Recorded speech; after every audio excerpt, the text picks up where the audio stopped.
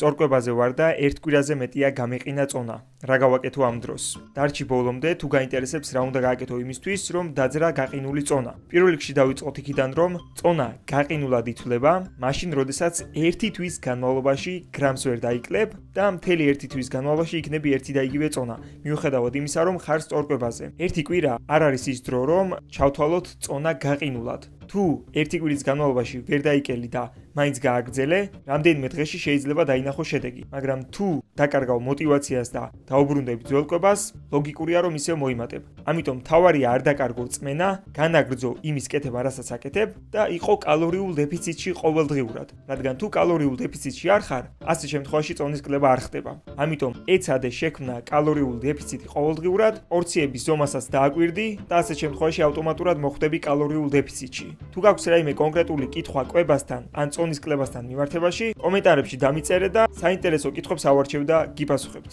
გილოცავთ აღდგომის ბრწყინვალე დღესასწაულს. მრავალს დაესწარით თქვენ საყვარელ ხალხთან ერთად.